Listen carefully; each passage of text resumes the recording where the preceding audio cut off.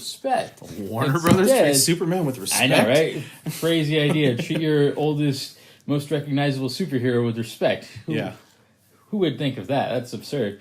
But essentially what they did is they put this out basically with just 2 weeks' notice. Like 2 weeks before it came out, it's like, oh, we're doing a 3-hour cut of Superman the movie. It's going to be on Blu-ray. Okay, and then with as much love that they have for Superman, they figured nobody's going to buy this movie because F this, it's Superman the movie, who cares? So I order it like on... Well, we were working on something together, and you were like, oh, have you seen this? They're coming out with it. It was like the same week they announced it or whatever, so I was like, I pre-ordered it then. Yeah, you were real. I didn't know, I need to order this thing right now before it's gone. I'm like, So I pre-ordered this, and... here comes the day of the release. I don't have any notifications from Amazon. I'm like, what's going on here? Why don't I have any notifications? I should have got something saying it shipped or whatever. I pull up the Amazon thing, and all of a sudden it goes from pre-order to unavailable, and it's like, wait, what's happening here? Then you look into a little bit more, and it turns out Warner Brothers didn't make enough copies of this thing because they didn't think anyone was going to buy it, which... You know, I can understand for certain people like you. You said yourself you were kind of like, someone might not buy it. And so you went on there and were surprised to see it unavailable. Well, I was just surprised. The 3-hour thing is like... Right. I mean, I've talked to a lot of people that didn't want to go to the theater to see... We wanted to get them on the podcast and stuff and offered to pay and, the popcorn and everything. And they were like, 2.5 hours for Batman, Superman? It's just so long, right? So I'm thinking to myself, 3 hours for a movie, I figured most people would, because the biggest Superman fans I know, they're not necessarily overly thrilled with it. You know what? I want the cover. Right. I want the copy. I mean, it is a beautiful. He's standing tall in the back, and the two images. The one below it's a beautiful image from the movie. But that flying, that's the classic one. They took that outlet of him, or I think the outline. Or they outlined around him where he was flying up over the street. That'll always be my favorite one, but it's just kind of killed with that new DC logo in the corner. But, whatever. Digress. But eventually you decided, I want to have this. So you go on there and then, lo and behold, unavailable. Yep, it was unavailable when I looked for it. And I was like, I was wrong. He was right. Yeah. It's not there. A big part of that, though, wasn't necessarily that I was right. It was more just the fact that Warner Brothers said, nobody cares about Superman. Just put out a few of them. No big press release. Meanwhile, I didn't even know. I had no clue. Yeah, you didn't know about that. So last week, I think it was last week, it was whenever they had the New York Comic Con, they announced... Oh, yeah. I'm assuming there, because it came out around the same time of it, so I'm assuming it was announced there, that they're going to do Batman the Animated Series on Blu-ray. Yeah. Now, because this is Batman... And unlike Superman, they literally show all the respect and more. They basically show all the respect. 25-person panel. Yeah, they show Batman all the respect he deserves, and then the respect Superman deserves on top of it. That's the way I think that goes. Double it up. Yeah, that's the way that goes. They give Batman his respect and Superman's respect. The too. Dynamic duo, the dynamic press duo. and so because that's the case, this thing's coming out in 2018, but it's already announced. Batman the Animated Series on Blu-ray next year.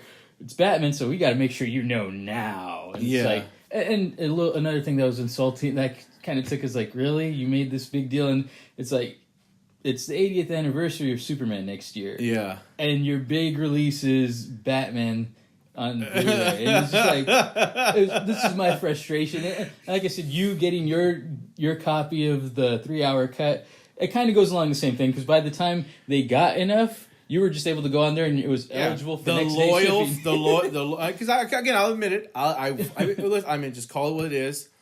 I second guessed it and I flubbed up as a Superman fan. I should have been on there in line with you, and you're the dedicated loyalist, especially to the Christopher Reeve series. I mean, I'm right there with you, but I'm always more like, I'm just so scarred from the Star Wars releases when Lucas is like, for the last time. Right. So I'm so scarred by those that I'm always taking a break to say, okay, make sure I'm not getting screwed on this one. Let's not maybe get this, and maybe they'll come out with it later. Yeah. Right. Or to buy these individually, and then there's a huge box set that has like a statue of Christopher Reeve, and I blew all my money. I'm always worried about that. That's what gives me the pause. But like you said, or like I was saying, you're the true loyal fan. You're there in the front of the line for everything that they make you put up with, even though it's supposed to be entertaining you and stuff, right? I mean, across the board, across the whole board, right? You're there in line for the comics and the movies and the posters, and if they're going to release them and stuff, the toys. And they fucked you over. They were just like, yeah, whatever. You don't get your copy. Some little like me who's a secondary fan. Last minute decision of like, oh, you know what? I think I'll get it, and it comes in the next day. Exactly, yeah. And it's just one of those things, like you said, it doesn't make any sense, and it should never be that way. I mean, like you said, it's just incredible that the true blue dedicated fans wind up crapped all over, and somebody who's just strolling along can pick. That shouldn't happen. It shouldn't be an average because I put myself in the position of an average fan, sort of walking by like, oh hey, Superman, and then I picked it up and I get it before you do. That should never happen. You don't you're right. They wouldn't do that with the Star Wars fans. They're not going to have the Star Wars fans, get there early, get first in line at Disneyland and stuff, and all the perks go to the guys that showed up as you've been there sleeping overnight. Nobody else would do that. We're going to start a series called Detox DC. We need a serious detox from the level of disrespect. It's like Magneto when he's like, too much iron in your blood. Too much disrespect from DC in your bloodstream. It's ridiculous. And here's the thing though. Like I told you, I think I have the explanation for it. I think I know why it went down the way it did, but I also think I can only hope, and I have hope, this will serve as a turning point for Warner Brothers and DC altogether. I can understand why they might have been a little tentative on this, because they've done this before and they got burned. They got burned twice. When they re-released what's on the bottom half of this 2-disc collection, it's the Superman, the special edition. When they released that on the VHS, and then there was a big plan to put it back in theaters, and it sort of fell through. The word was they got gun shy, and they blamed it on ticket sales and all that. There's probably a lot of truth to that, but there's a certain reason for that. There was a window there where Superman just got pushed off to the side. He hadn't been around forever. There was this big movie we were supposed to have. It's the whole Tim Burton flub. Some people were very worried. Then Batman and Robin happened, and then it was ball game is all over. Plus, here come Blade, the X-Men, Spider-Man. You just had a time period where DC couldn't get its legs back together. Only after time passed and the complete chapter of sort of movie history turned over, then we could have Batman Begins, and that really began, no pun intended, began the kind of trek back to the top for DC. When DVDs first came out, and I was talking to somebody about this the other day too, because they necessarily just literally just printed them up and literally just flooded the market with them. And they learned some things along the way. The Superman films suffered terribly because the new clarity removed a lot of the grain. So Superman 3 might have, you would think Superman 4, but Superman 4 everybody already knew was a disaster. Superman 3 really suffered bad because you could see the wires, the harness, the clips. They used to go in there and rotoscope that out, or they would hide that with the grain against the backdrop of the blue sky or whatever. And I remember hearing people say the movies suck. You can see the wires and it's horrible. It's like the old 50s. That's how Superman got a reputation for a little while there. When DC was nowhere to be found, the stuff wasn't taken care of properly. Right. Now, they had the special edition, which I believe the same guy that put together the Donner Cut, and the Donner Cut, holy crap, has got some serious editing problems. Even the biggest Superman fans are not fans of the Donner Cut because of that, just in the reuse of the same music over and over again, reusing the music in the wrong places. He did the sound mix for the special edition, and the sound mix is awful. It buries John Williams' classic music, and then the biggest one that I always remember is when he turns back the Earth. It was always him in the background. And it was so beautifully done because it's either he's in space and there's no sound, or he's flying so fast he's kind of flying faster than the sound itself, and because the sound sort of fades away, and he's flying around the Earth, and it's sort of whoosh, whoosh, whoosh, whoosh. And then John Williams' music, you can hear it swell and literally go, dun dun dun dun dun dun dun, and it picks back up. It's just this beautifully crafted perfection scene. I remember going around with the special edition, watching it with friends, and they're not getting the true experience of this film. Imagine the sound effects in Psycho being so loud that it drowns out the classic music. Just imagine if all you hear is the knife. That whole scene is built on the music and the tension and everything, and you could go, you can talk about all kinds of films that do that. The Blu-rays corrected that, and notice when Blu-ray started to hit the scene and then the Blu-ray cuts are what you see now on your television, your satellite. That's when these films really started to get a real resurgence, and now the Superman Christopher Reeve era is dead center in the whole hipster resurgence thing. I mean, I don't know, you might maybe disagree with me, but I think that's a big part of it, right? Because you're watching now the movies in their original quality, sort of. Again, not to steal the Star Wars thing, I sound like Lucas pitching the Star Wars VHSs, right? But really, people now can experience Christopher Reeve's Superman in its original quality, as intended to be.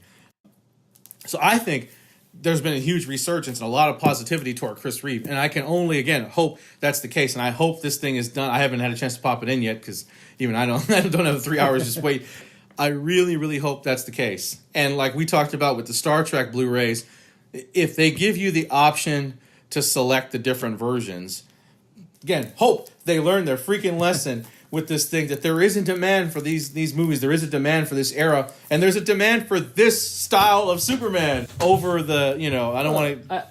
Beyond that, my thing is overall they hope that there's a demand for Superman. That, to me, my frustration was more like, they don't care about the character anymore. Yeah. And so it's like, I hope that not only do they realize the demand there for all of that, but just in the broad sense of Superman himself, that they realize people still care about this guy. Yeah. He's still Superman. He should still be treated as a main character instead of, like I said, I feel like they send all the respect he should be getting to go along with Batman's respect. And they, and like you said, you just can hope that they undersold the Superman product. Right.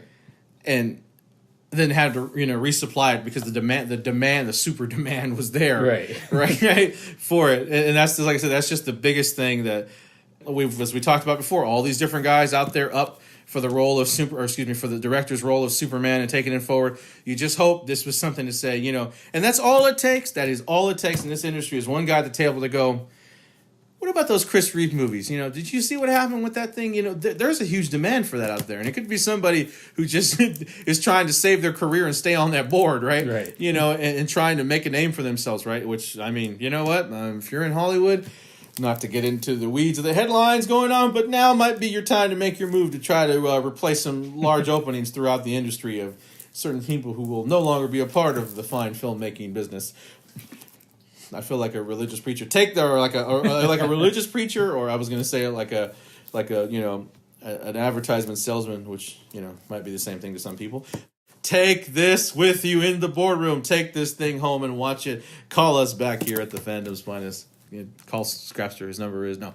Seriously though, if there's ever been something to help kind of spark some interest where they should go investigate and see what the fans want, well, this might be it right here. That example right there, that is a good one.